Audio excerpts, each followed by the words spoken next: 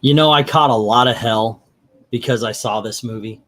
I've got my nieces here. So, okay, let's go see Barbie instead of Oppenheimer because I don't think they would sit through a 3.5 hour. I don't know how long it was. A 3 hour movie about not the bomb, but the creation of the bomb.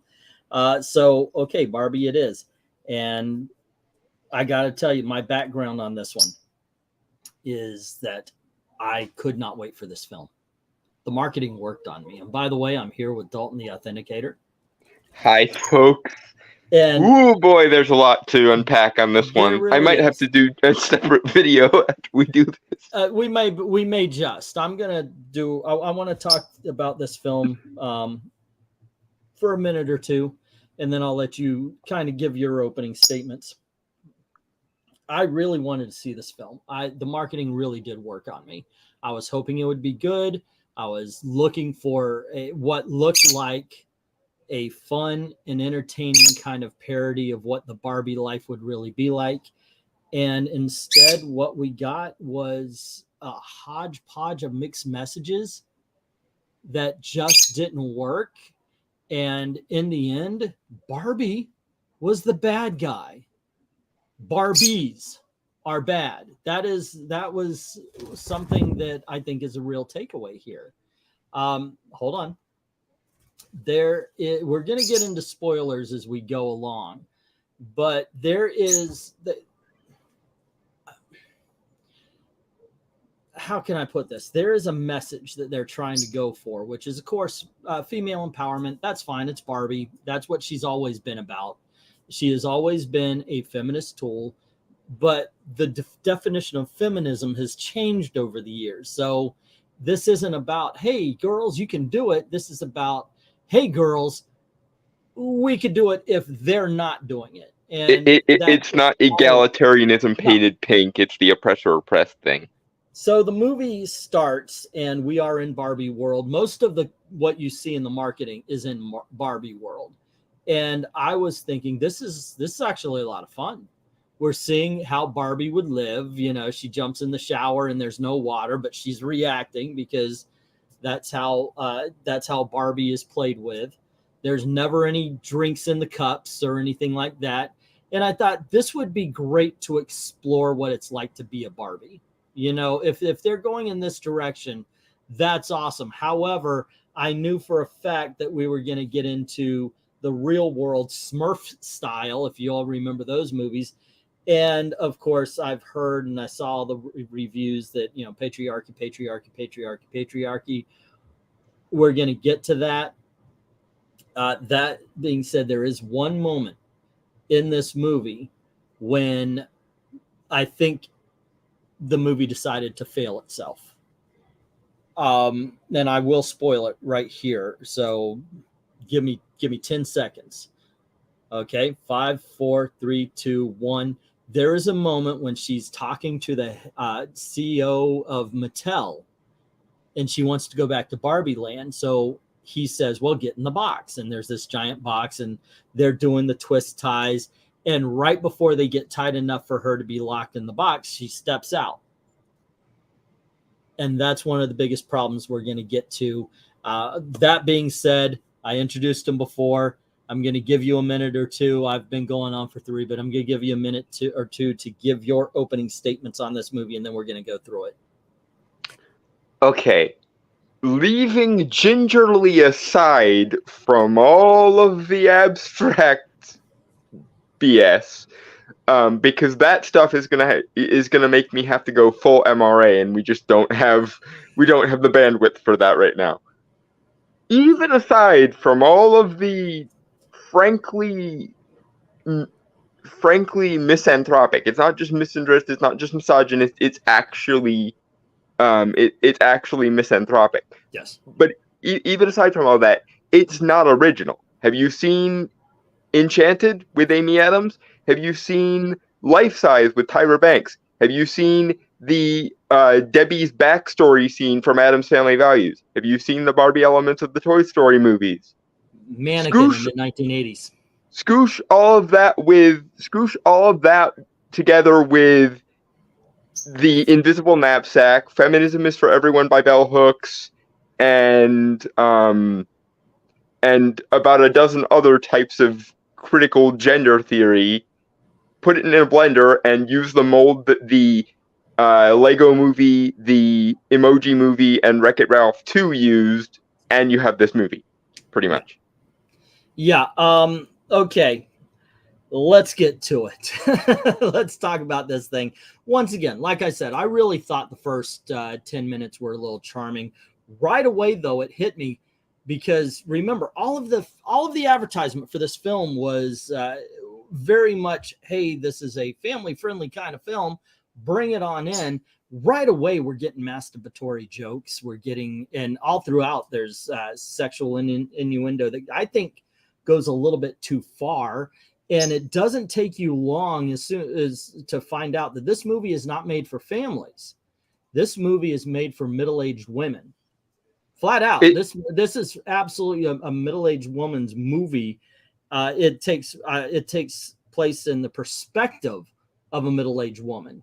What we end up seeing is Barbie's going along, enjoying her Barbie life. And then, of course, we see in the previews, do y'all ever think about death? Then she starts having these existential crises. And that's when we get the plot kicked off. They go to Weird Barbie and they say, well, you need to go find the kid that's playing with you and find out what's wrong. Help her. And I thought, okay, this is, it's going to be a typical plot line, but you end up finding out it's a middle-aged woman. Enchanted, life size, etc. Again. Yeah. The problem with this is there is no, unless they're saying every Barbie has their Barbie world, there's no evidence that this is going on, that the way that kids are playing with the Barbie is actually the way that is actually what's causing what's happening in Barbie land. And they try to push this all the while they're not showing it. So it doesn't fit. I was able to accept that premise kind of just on implication. Like the reason Weird Barbie is because she is the Barbie that the little girl's brother probably got a hold of and went all Sid with, Sid from Toy Story, and so on. So like I could see where they were going with it, and obviously they have to focus on the main character Barbie. Otherwise, this movie is going to be overstuffed to the brim. Granted, maybe if it were overstuffed to the brim, they couldn't have gotten to all of the things that are going to make me have to go full MRA. But well, yeah, right. Like I said, right away we get the "I'll beat you off any day" jokes because they're all supposed to be lifeguards. Of course, they don't actually go into the water. And this is something I thought was kind of clever. Ken, along with Barbie, if you look over the years, has had a lot of jobs, but he's never actually done them. Barbie's the same way. So when he gets into the real world, he's like, well, I'm a lifeguard, but all I could do is stand on the beach, because that's all that Ken had ever done. I like those clever little touches. What is the juxtaposition of Barbie life versus real life? Would have been a great story, but they couldn't. No, Greta, what's her name? Greta, the director, by the way, whom Gerwig. Yeah, I think is actually a pretty damn talented director. I loved Little Women. I really liked Lady Bird. She's a good director.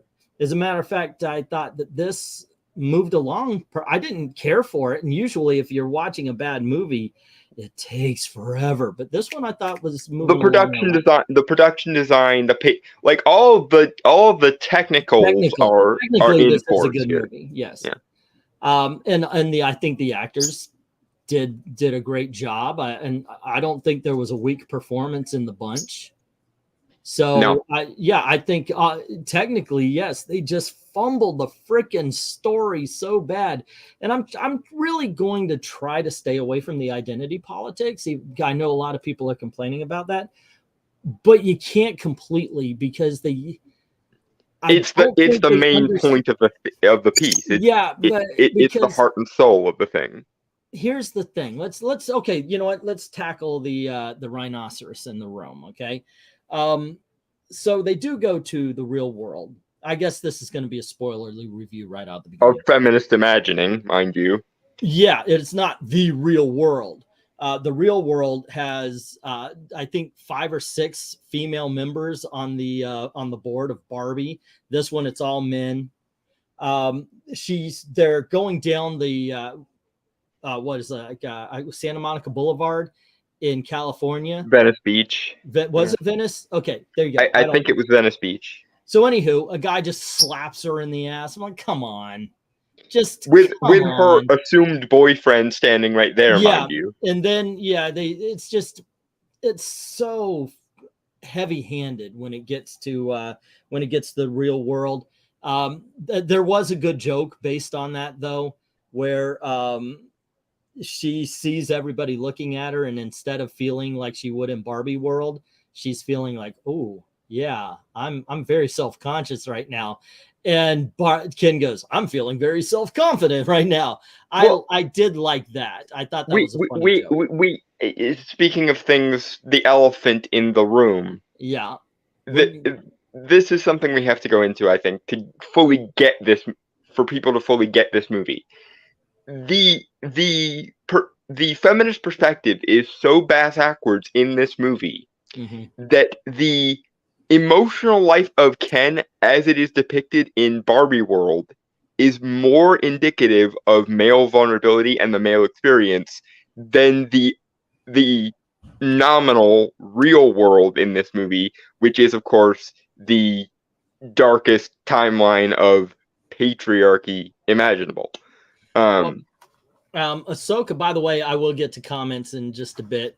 Ahsoka did bring up that, let's be honest, a person in California wouldn't do that. You know, we're talking the most leftist, let's agree with everything the weirdos on Twitter says part of.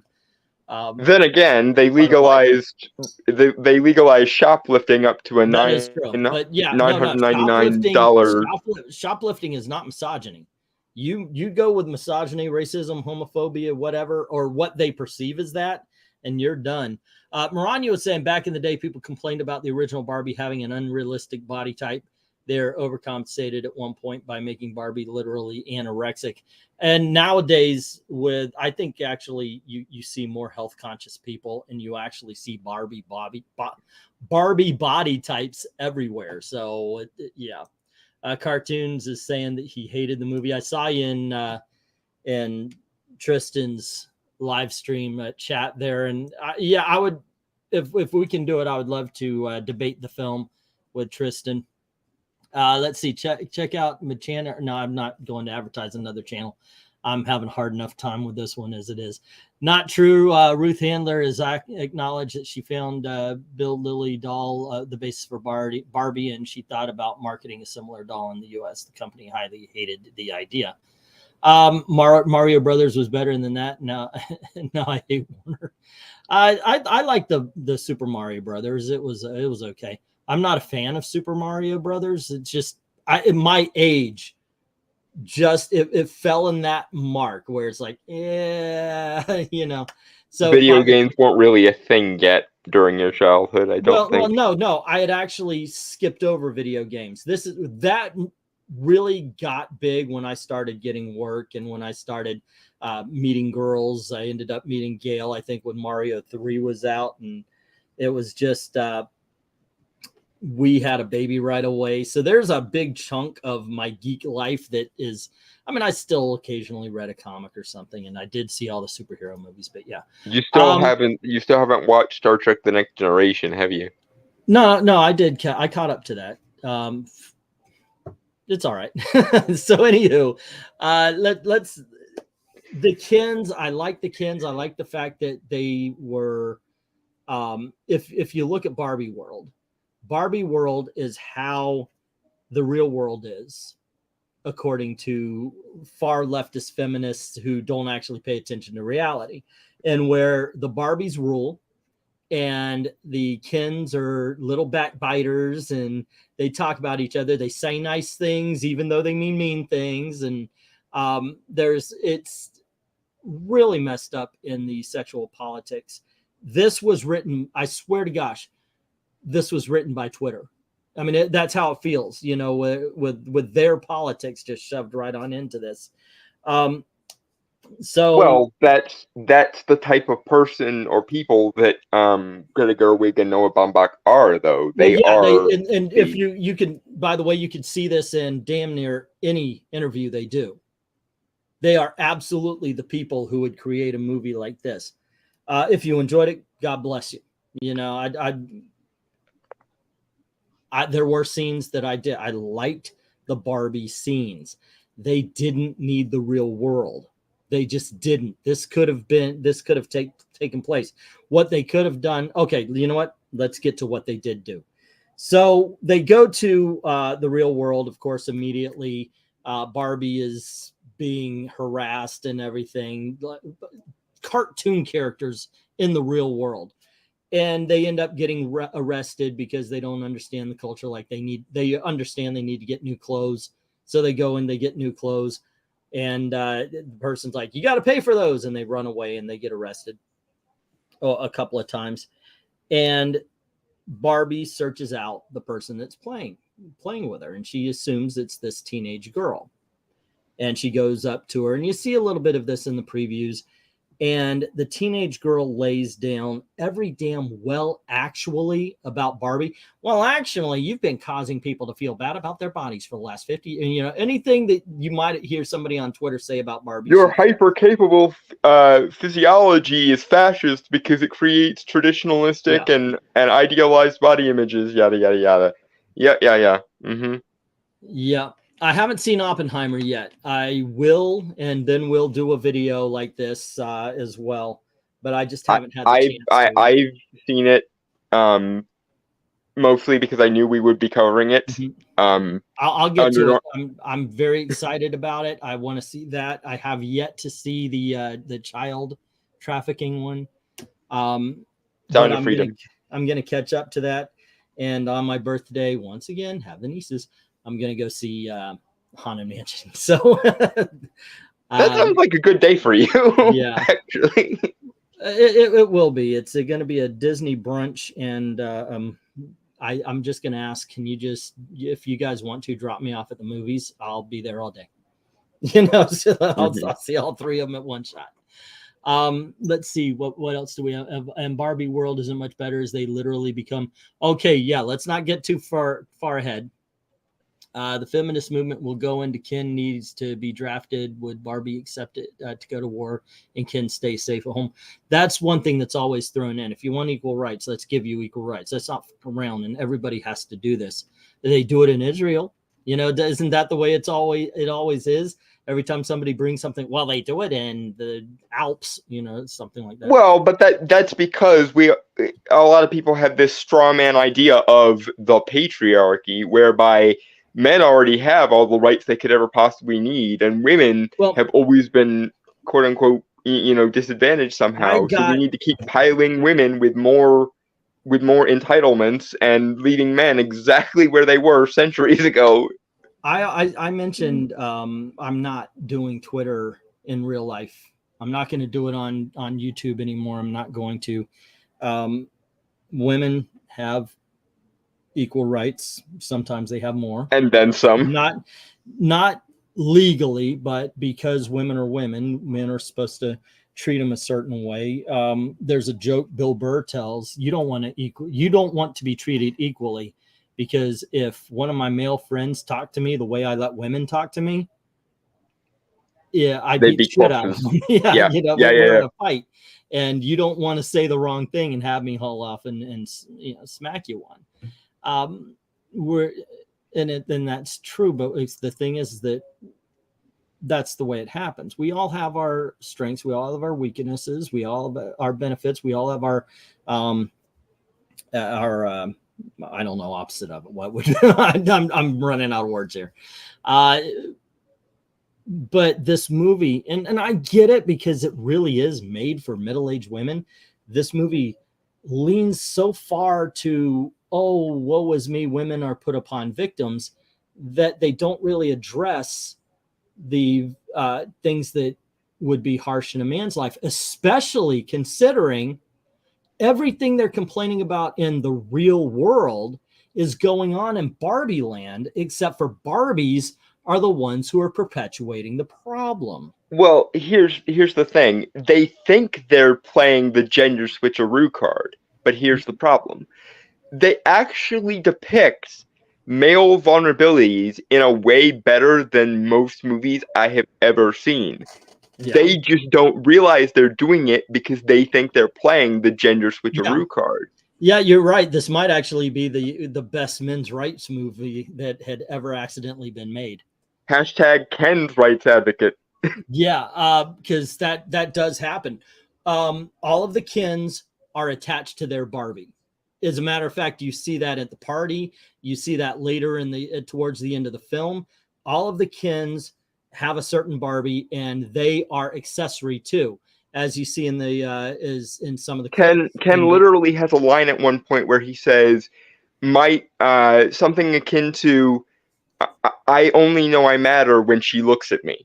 That's how I know I'm having a good day." It's Ken, it's Barbie and Ken, which by the way, I always heard it Ken and Barbie. Am I the wrong one here? But I think you're the odd one out on that one. I've never heard it. Maybe it's just you know, my toxic masculinity always heard the guy's name first. I don't know, but I always thought it was Ken and Barbie and not just Barbie and Ken. And I think it's because Ken and Barbie rolls off the tongue a little bit easier. So I don't know. Let's see. Yeah, men have rights, but they are forced to do the draft, and we do have our problems as well and such. Again, we're trying to keep this under like 20 minutes, so I can't go into the stuff I want to go into. I thought we were going to do it, and I just realized, you know what, we're not doing that. I was planning on doing 30 minutes here and then we're going to do a comic book thing tonight. We still will. It's just we're going to go for a little bit longer on this movie because we literally just got into the real world. We're not even into meat and potatoes of this puppy. There's so much, guys. So they get arrested. The girl, Barbie finds the girl. She lays out, and Barbie starts crying because she was supposed to help women. She was supposed to inspire women. And this movie treats women so weak. There is nothing about strength of character. There's nothing about strength of will. There is nothing. Men control everything. They keep women down. Women have no what is it when you're controlling your life? Agency at all. And that is the way they're played in this film, and they shouldn't be. Holy crap. Like I said, they're so bass-ackwards in their theming that and so obsessed with their theming that the Barbie world is actually more indicative of the real world in some ways than is their, you know, reality of feminist imagining with, you know, its patriarchal conspiracy theory. It turns out that Ugly Betty, America Ferrera, whom I think is a fine actress. I loved her in Ugly Betty. I'm a fan of Superstore, and she's the girl's mother, and she has been having a crisis of conscience. Basically, she's going through her midlife crisis, and she was playing with the Barbie, and that's what made Barbie depressed. That's what made her feel the way she did. And Barbie's like, well, you should come to Barbie World. But okay. So they take her along. But before Barbie does this, of course, they meet the board of directors for Mattel. And this headed by Will Ferrell, who is playing basically a cross between Kuatu from Zoolander and President Business from the Lego Movie. Yeah. Yeah. Will Ferrell can be funny. I don't understand why he doesn't want to anymore. Because Elf was a smash hit, and it's the thing people know him the most for. So he just elfs all the time now. He makes so much money from Land of the Lost. He doesn't need to do anything. He doesn't have to be funny anymore. It wasn't. The part I did like was when they were like, "Oh, we'll get you back. Just get into the box." And they have this big giant Barbie box, and she gets in there, and once again they have those big ties, and they start twisting them, and you see the tie getting tighter and tighter and tighter. And this is another big freaking problem with the Barbie movie. She removes her arms. She's like, she doesn't want to be put in a box. Get it? She doesn't want to be put in a box. She doesn't want to be told who she is. She doesn't want to be told who she is. Or basically, this is the moment where Barbie says it's not good enough to be Barbie. Now think about that. Not a Barbie doll, but this is her. This is her identity. This is where Barbie says it's not good enough to be Barbie anymore. She's the one that's supposed to inspire. She was the one that's supposed to make women realize they can do whatever they want. And that's oppressive, you see, because reasons. Yeah, for some reason, doing everything, being a doctor, being a vet, being an astronaut, wasn't good enough. She can't. See, and they call her stereotypical Barbie. What is a stereotypical Barbie if Barbie is a businesswoman, an astronaut, a chef? But that's the premise of Barbie world. Is every Barbie is one instance of one of the specialized Barbies. But the thing is there is no. They could have called her original Barbie or traditional Barbie, but if they called her original, okay, I get it, fine. But the thing is, I'm going to put it on Greta on this one because she is a far leftist and doesn't even understand the strength of women. And it's not like Noah Baumbach isn't her male feminist, though. Keep that in mind. That's true. But they absolutely said that she has to give up her identity. That is the message that they give. That very moment, the movie just starts nosediving. Now, something else is going on as they're doing this, and we see Ken. And Ken is discovering the patriarchy. But the way he gets into it is a woman asks him the time, and he goes, holy crap. I was useful. I served the function and was appreciated for my function. Oh my God, this is amazing. Which, again, is that or is that not basically manhood summed up to a T, ladies and gentlemen?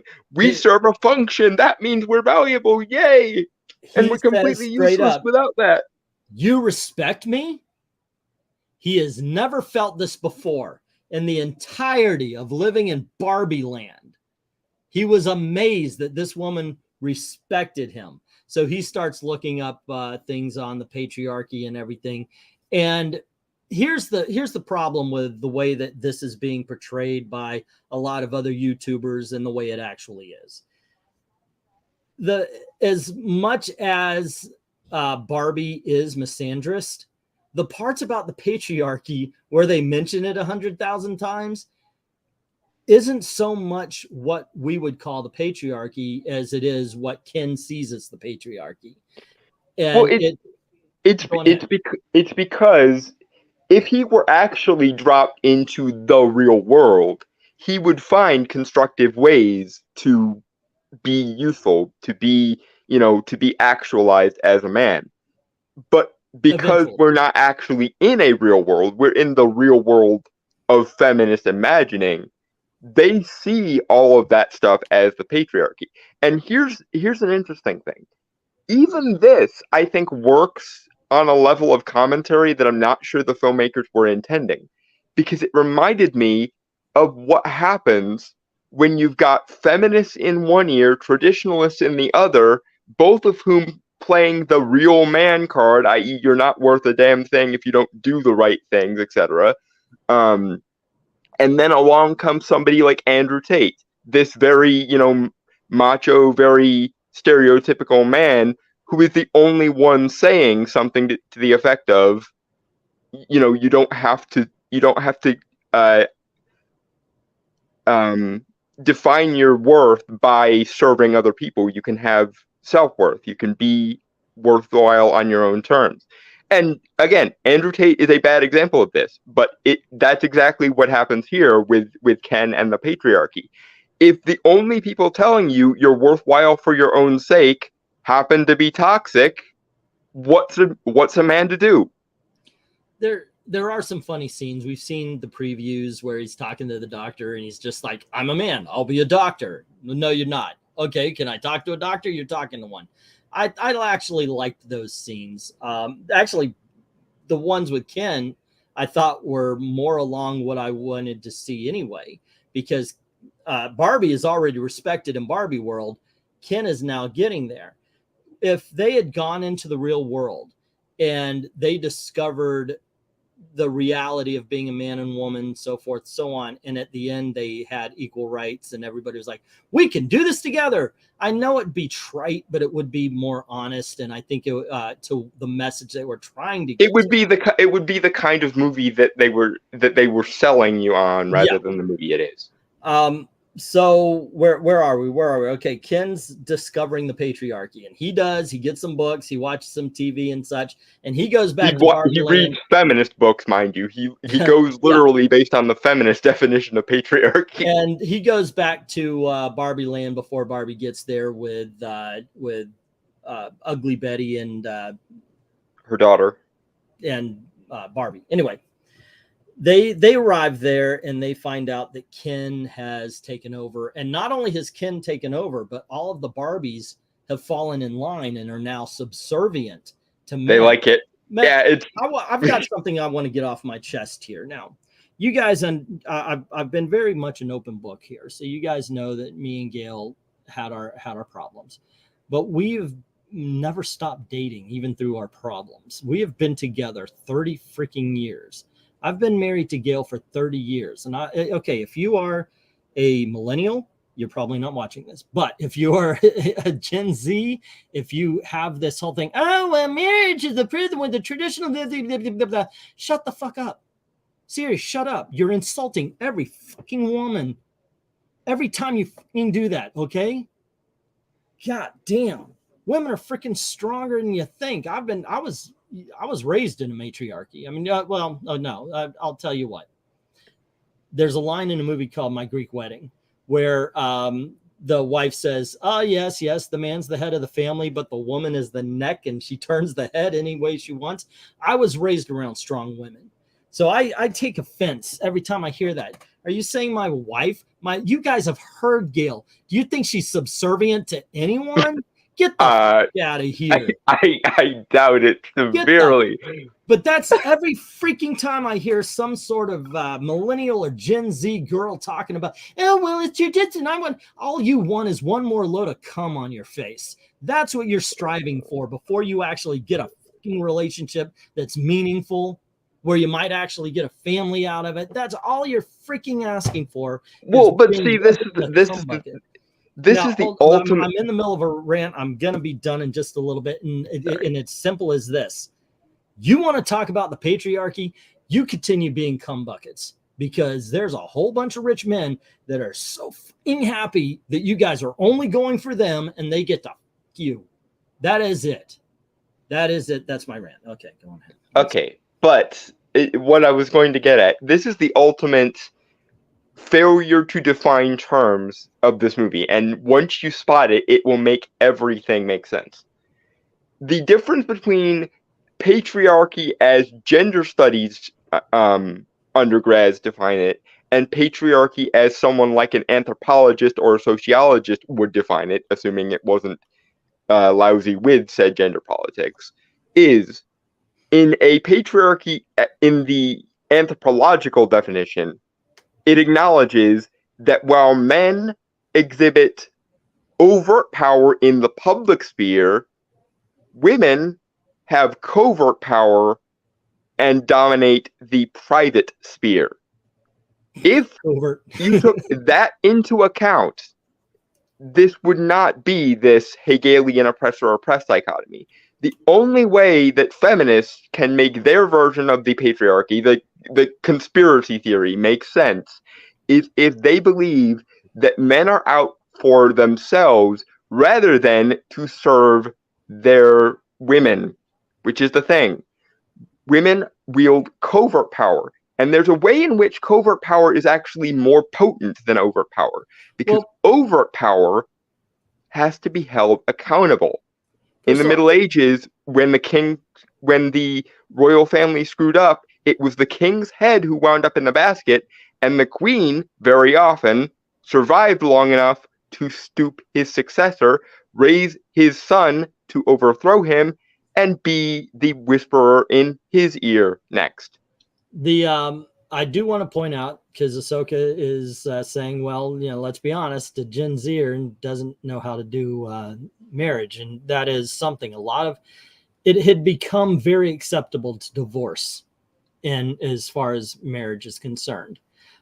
When I asked my grandmother was married to my grandfather for 50 years, and when Gail and I were about to get married, I said, well, what's the secret? And my grandmother goes, don't get divorced. Oh my gosh, that's absolutely, you know what the secret is to keeping your marriage together? Don't get divorced. You have a problem, you work through it. No, I get it. If someone's beating the crap out of you, get out before you're dead. You know, I understand that there are extenuating circumstances, but people are, I actually heard one person say, I'm going to get married for a few years. You know, it's just, no, stay married, work your freaking problems out. Well, and I thought my marriage was done, but the thing is, we kept dating, we kept going back to each other, and finally said, just, you know, let's shit or get off the pot here. What are we doing? And, you know, obviously we wanted to be together. So the Barbies, Barbie and America Ferrara, whatever her name is, go back and they see that the Barbies are being subservient. And they actually say, well, they have no immunity. They have no idea what this is. Yeah, no, of course, because according to you, Barbie Land is toxic, but it's toxic towards men because you guys have been treating men like second-class citizens. Which is good, actually, somehow. Yeah. And Ken confronts him, you know, and says, I've learned about the patriarchy and we're going to be in charge now. And why not? This is what Kens have been shown. Only one, you can't work together. One has to be above the other. And that's why I was saying they missed the story, because if they went and they learned to work together, boom, okay, we have an hour-and-a-half movie. Everybody learns to live in peace when they go back. Okay, fine. And again, this is where the movie actually kind of becomes a stealth men's rights movie. It really is. It's actually very indicative of male vulnerability. You know, outside of the hashtag real man stereotype, why men choose to, you know, embody that stereotype usually is because they want to be seen as valuable for what they are and what they do. And if no one is offering them that, if you got the feminist in one ear going, you're only a man if you do X, and then you've got the traditionalist in the other ear going, you're only a man if you do Y. You have no sentimental value as a person. You only are valuable based on what you do. Well, then the first person, no matter how toxic they are, to say, oh, by the way, you can have intrinsic sentimental value just like women do, is going to be listened to, which is why, you know, in real life you have people like Andrew Tate, and in this movie you have Ken glomming onto the patriarchy no matter how toxic it is. And he basically becomes Gaston or like Logan Paul or somebody like that when he embraces the patriarchy. I liked the musical segment, but I like musicals, so yeah, it's a good song and it works. The Barbies go, Barbie goes from one to the other and gets the Barbies out of the spell, and they come up with a plan to get Kens fighting each other so they don't recognize that they're taking over again and making Barbie Land what it was before. And so they do.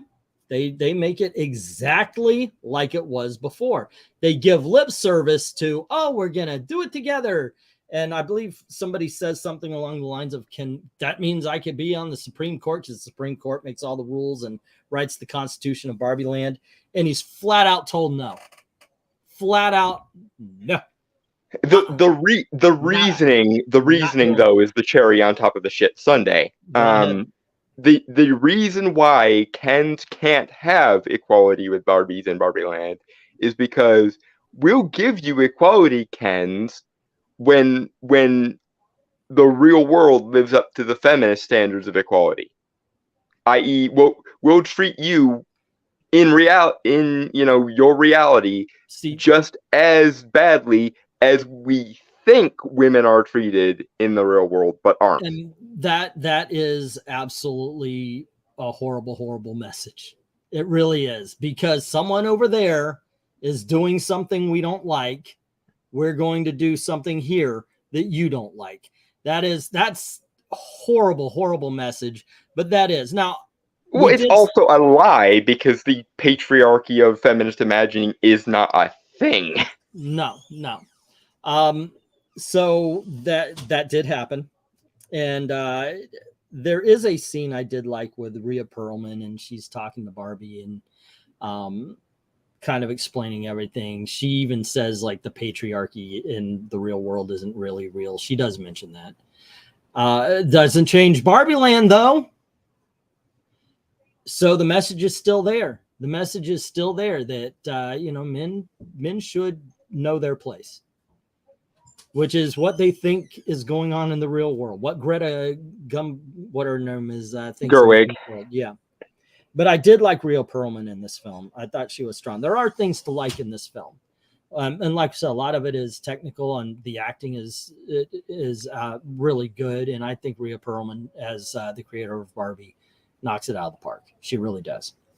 There is also a scene that I think is a little bit heavy-handed. I understand how it's done, but with all the men are bad messaging in the film, it comes off as, well, we have problems, you don't. And the truth is yeah, women have problems, we don't. We have problems, women don't. But of course, that's not addressed. This isn't a movie. That second line is heresy there. This isn't a movie that's interested in Ken and Barbie. This is a movie that's interested in all the things that Ken does wrong and all the things that can make Barbie's life easier. Yet they put it into they put it in a way that it's supposed to be Ken should be learning how to treat Barbie better. And it just, like I said, it's a horrible message that I think is going to be lost on a lot of women, that they're going to hear America Ferrara going, well, we have this problem and we have that problem. We have that problem. And they're going to stand and cheer. Nothing's going to be done about it. It's basically the same speech Jennifer gives to Bruce in She-Hulk, except like 3 minutes longer. Yeah, like men don't have their problems and everything, and that's that. It ends with nothing being changed in Barbie Land at all. Nothing being changed in the real world. Except now it's deliberate. Before they were doing it mostly out of innocence or ignorance, but now they know they're actively choosing to treat Kens like second-class citizens on the abstract notion that somewhere out there women must be being treated the same way. And if that isn't feminism to disregard for men summed up in a nutshell, I don't know what is. And we can't treat men like humans because women are being oppressed somewhere in the abstract. That is why I titled this what I titled it. Putting in all the identity politics aside, this is still a bad movie because they made Barbie the villain. And they made Ken kind of the misunderstood or bumbling hero. And they shouldn't make Barbie the villain of her own movie, especially the first one out. I don't think a lot of women are going to see it that way, though. Let me get some comments here, and then we'll go on. Ahsoka wrote a book here. Let's see. Because his own wife was whispering son too. Let's be honest here. For every male ruler, there has always been a woman and or a mother. Yeah, Lady Macbeth. Lady Macbeth didn't come out of Shakespeare's head. He didn't create her from whole cloth. Also, Glinzer saying from the dictionary, Ken, knowledge, understanding, or cognizance. Ahsoka saying because without women, men can't reproduce. So yeah, even well, it's the other way around too. Well, but here's the thing, Ahsoka. While obviously there's some evolutionary psychology going on there, it's not just reproduction that men value women for. Women have sentimental value, and I can freaking prove it to you. Because, I'm even gonna use a traditionalistic example to prove my point. remember when Matt Walsh came out with the What is a Woman documentary? And the joke was that, you know, the obvious answer is woman is adult, human female. Yeah. You could not, or rather I should say he could not make the gender flipped version of that where man just means adult human male, because we all know this thing we call the real man qualifier, the difference between a man and a boy qualifier. Even the traditionalists pull this: men are not sentimentally valuable, they are only valuable as a tool, as an appliance, as a servant to someone else. They don't have any intrinsic value of their own. And of course the feminists took that and ran with it. Basically the long and short of it is traditionalists and feminists agree on the same definitions. The only thing they disagree on is which way the arrow is pointing. Is the traditional masculine role a good thing, or is it a bad thing? Nobody even begins to question whether it's screwed up that we force men to basically be a slave class with extra steps while treating women like goddesses on pedestals, basically just by default. Okay. There is no such meme as you're not a real woman, you're just a girl. And nor could you say that in any crowd, whether it be a traditionalist one, whether it be an unaffiliated one, or whether it be a feminist one. You could not whine at women and say you're not a real woman, you're just a girl, in the way that people very often will say you're not a real man, you're just a boy, or you're just an incel, or you're just, you know, fill in the blank. Okay. Because okay. Yeah. Anyway, you gotta find a period sometimes. So, yeah, but my point is that the male role is focused only on utility. Ultimately, the female role is caked in abstract sentimental value entirely, regardless of the evolutionary thing of, you know, women are the child bearers. We're being asked by MARANYA, how did they portray Ruth Handler? And I think they portrayed her really well. She is the wise one. She knows what Barbie is really about. And when she's talking to Barbie, she understands that in a way that she is her child, and she kind of their discussion is very much mother and child, which I think is they should have been doing this kind of thing all through. Yeah, you know, I wish most IPs got the respect that this dynamic implies. Yeah. So I did like that part. There, like I said, there are things I did like.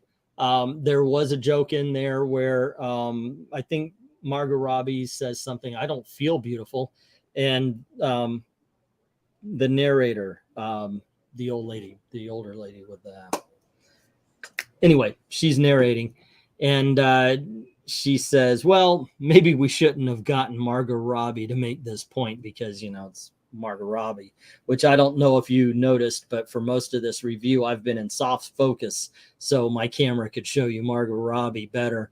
I think that's proper. It's definitely the way I would want to go. The joke there, by the way, is that previously in its production history, this movie was going to star Amy Schumer, and that joke probably would have worked if they had used Amy Schumer like they originally planned. It might have been, but you know, it does feel like a hodgepodge of scripts that because they truly did not know the message. As you pointed out, this was a PSYOPs men's rights movement. They did MRA flick. Yeah, they did make Barbie the villain of her own story, but I don't think they don't even realize it. That's the funny thing. I don't think they realize it. I don't think a lot of the women who go see it are going to realize it either. Sorry, but that is bold Dalton women get hell for wanting to stay at. That's true. That is true. From feminists and only feminists. But the truth is she is right about that, because I mean I just did a whole rant about it. It's right, but my point is that everyone, whether, you know, from Tommy Loren all the way over to, you know, your average social justice journo, agrees that there's some kind of distinction between the real man or the male role and a boy or an incel or basically a man without any of the inherent self-respect. Yeah. Even feminists will never take away a woman's woman card for wanting to be a trad wife. And of course, the traditionalists love the trad wife. Ken is the hero of the Barbie movie, as it should be. They did it. They didn't plan on it, but they did it. All right, let's throw away the letter things. So what do you think? Is this a pass? Is it a streamer, or is it a theater? You can go first because I'm conflicted. I think I need to give 2 grades. The grade of the movie as it was intended by the filmmakers, and the grade of the movie they accidentally made. I think it's streamer. Look, like I said, there's some things in here to like. I loved I really did have a good time. I shouldn't say love, but I had a really good time with the beginning of the film, where it really was exploring the life of a Barbie. I like the musical segments. There were a couple of jokes that landed, not a lot, and not with Will Ferrell for some reason. The Rhea Perlman scene was awesome. There's also a lot of stuff that's a bunch of bull. So it kind of falls in the middle for me. I'm going to say this is a streaming movie. Again, 2 grades. As the movie that the filmmakers intended to make, it is dog shit. It's exactly as moralistic and bad as your average bad Pureflix movie. But just on the other end. But as the kind of stealth men's rights movie that it is, I hope men see this just so that they get red pilled, basically. And you know, there are plenty of women, I'm sure, who will see this and be red pilled on the men's rights question as well. So whether they meant to do it or not, this movie might actually end up doing some good, because it feminists so hard that it makes men the heroes. To answer Maranya, it's a Warner Brothers, so it'd be on the Max. That's where it would go at, but it's not going to go anytime soon. This is making some bank. I'm wondering how it's going to do next week, because this isn't a kids film, but a lot of the people who see it say they love it. So it looks like it's going to be a success, which I'm happy for. That's cool. Bring people back to the theaters. This has been a sad summer. We had a great beginning, and then everything just went to crap. There was like a whole month where nothing made over $50 million and its opening weekend. Even Mission Impossible is being said that it's not doing what they thought it would do. Because they were expecting it to have the Top Gun Maverick modifier. Maverick was such an anomaly, though. It was a perfect storm. I did hear somebody kind of laugh that Barbie beat Oppenheimer. Bitch, Oppenheimer's 3 hours long. Plus it wasn't marketed like a family film. It's gonna have its problem. And it must be said that at least some of Barbie's audience were people following the Barbenheimer meme. So, if anything, the 2 movies help each other, because they both overperformed. You gotta be honest, some of the people who went to see Oppenheimer saw it because it was Barbenheimer.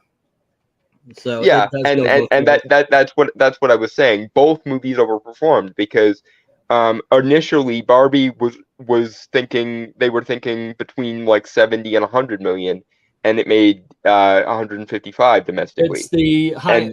You know how the Twitters are. This is the highest grossing opening weekend for a female-led movie. Yada yada yada yada. Yeah, but they gotta find a first in there somewhere. But Oppenheimer also was only gonna be between like 40 and 50 million dollars, and it made like 83. So a lot of this was not Barbie or Oppenheimer. It was them working in tandem. Yeah, I'll tell you what. Let's find something like that for Haunted Mansion, because I love the previews for Haunted Mansion. I'm looking forward to it next week, and also I'll make sure I see Oppenheimer and we could do a review for it and such. So. I wish Haunted Mansion was darker, kind of like the Pirates of the Caribbean movies. Yeah. I don't know why they're so hesitant to do a like PG-13 horror-ish thing with it. I think, well, modern day Disney sucks. And I know that's an over-encompassing thing, but I'm going to pull my Floridian card here. Okay, the man grew up in Disney's backyard. If anyone can say it, he can say it. And I'm gonna say modern Disney sucks, and I don't think they even remember that at one point in time they were the studio that released Something Wicked This Way Comes. It's or Darby O'Gill and the Little People. Yeah, or there were the a lot Pirates of movies, things that they would put out frightening. or the Black Yes, Hole. you will see Sound of Freedom. I just haven't yet. That's a movie I want to see in the theaters. I think that's a movie that I want to concentrate on. I don't know if you guys have heard the noise. I know sometimes because I've got the sound up, I can hear even better. But even if I decide to sail the high seas for Oppenheimer or Sound of Freedom, I'm going to be so distracted, and I don't want to be distracted when I'm watching those. A movie like Barbie, okay, but the others, not so much. But Yeah, as Ahsoka brought up before we end, Barbie gets, or the Barbies get Barbie Land back by playing on the sentimental value of women to Kens. Yes. It's funny. Yeah. Anyway, thanks for hanging out. There you go. We've got one wait for streaming and one don't even freaking bother. And once again, we're going to try to find some time to do the Oppenheimer review next week. Of course, Haunted Mansion's coming out. Looking forward to that. And there you go, kids. Thank you very much for listening to two males with our toxic masculinity talking about this movie that, well, in all honesty, goes a little bit both ways, just like my friend Dalton. So there I have a gay card to play here. Right, so right. So you're the lone heterosexual sitting there reviewing Barbie. You kids have a great time, and as always, thank you very, very much for watching. Have a good night. Cheers, guys.